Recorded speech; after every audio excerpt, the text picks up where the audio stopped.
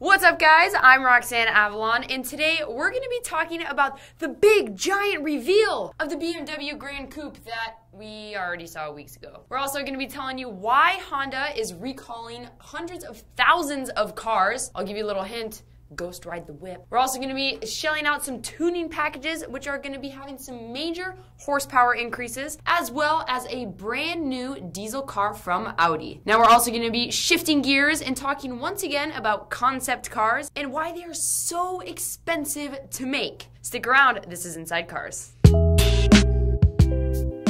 So, big shocking news! BMW revealed the look of their new 2014 M6 Grand Coupe, and we were like, yay, that's so awesome! But we already saw tons of leaked photos and videos of this thing on the streets, so it wasn't really a surprise. You know, like when you know that your friend is throwing you a surprise birthday party, but you still want to act surprised just to make them feel good about it? Yeah, that's pretty much where we're at. But still, it is exciting to see this beautiful car one step closer to production. Now, this BMW is going to be on the heels of the M5 Coupe and the M6, and this car is going to be competing with others like Audi's S7 and the Mercedes-Benz CLS 63. Now, as expected, this marvelous car has a 4.4-liter V8 engine with 560 horsepower and 500 pound-feet of torque. Boom! It's also got a top speed of 155 miles per hour with a sprint that goes from 0 to 60 in 4.1 seconds, which is just enough to outrun the Popo. Now, looks-wise, this car is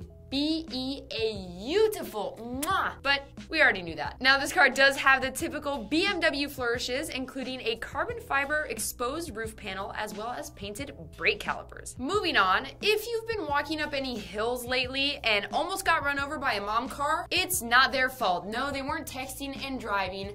These cars are out of control. Honda is recalling almost 900,000 cars with faulty ignition interlocks. Yeah, that's the thing that stops the car from rolling away after you take the keys out of the ignition.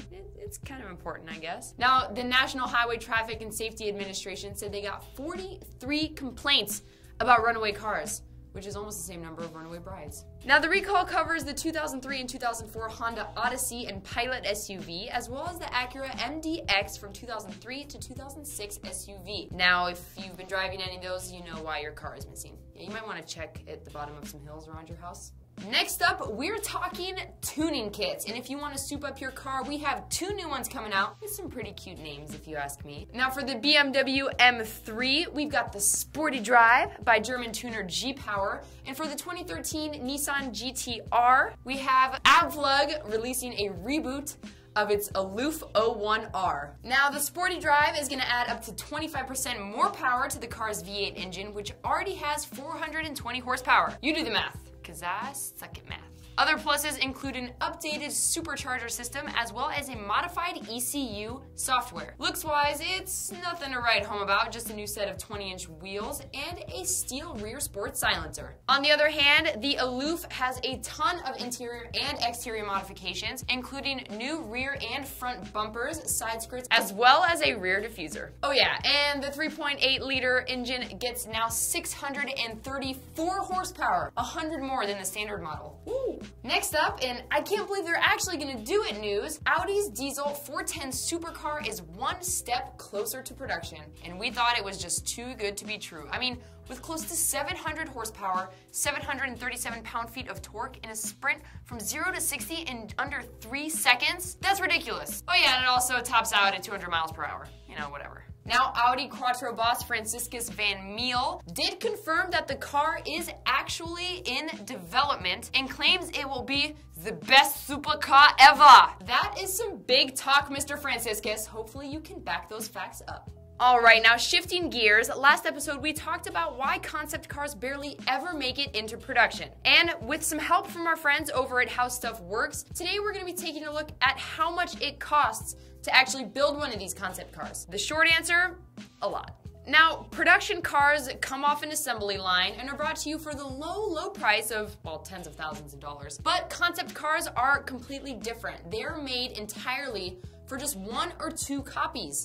And that's expensive. Now, after the design and blueprints are done, the model still has to be molded out of clay. No, not the same kind of clay that you used when you were in 3rd grade in art class. I'm talking about professional grade clay. Now this one step of the process can cost up to $300,000. That is crazy. Obviously I'm in the wrong business because this also includes the salaries of the designers and the professional clay molders. Then there's the whole process of actually, building the car. Now, if you want this car just to be showcased at an auto show, it doesn't actually have to run, but if you want it to function like an actual car, that is a whole other process, including developing a customized drivetrain. Now, to actually get the car from concept to production, they need to build a production intent vehicle, which is pretty much like a prototype, and that costs a lot of money too. So it's really no wonder that these concept cars barely ever make it past an auto show. I mean, come on, when you're dealing with a process that includes $300,000 modeling clay, yeah, you're not really gonna have a ton of cash laying around to,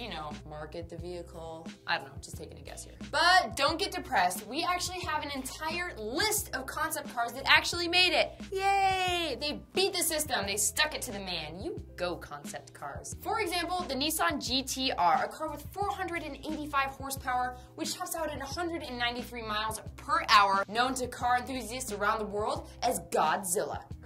Now, this car sold for only $80,000. Brush it off. It's not that bad for a supercar. And if you turn back your clocks a little bit, you'll see the Corvette Stingray. Oh, one of my favorites. Now, this was a 60s concept car that blew critics away at auto shows. Now, this car changed very little between its actual concept and hugely successful production in 1963. And of course, you have the Volkswagen New Beetle that debuted at the 1994 Detroit Auto Show, which everybody loved. VW quickly put the car into production, which prompted other companies to get some throwbacks out there, like the PT Cruiser and the Ford Thunderbird. So there you have it, an entire list of these lucky concept cars that actually made it into production. Let us know which one's your favorite in the comments below, or of course you can shoot us a video response. And of course, time for our daily segment, Distracted Driver of the Day. All right, now this person has been on the phone like forever.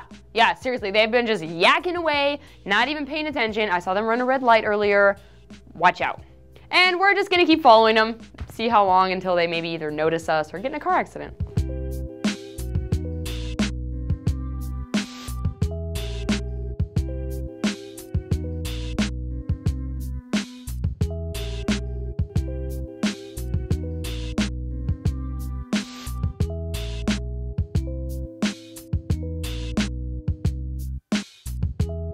Alright guys, well that's it for today. Thank you so much for watching another episode of Inside Cars. Make sure you like our video, leave us some comments, and of course subscribe to our channel. I'm Roxanne Avalon, and I'll see you next time.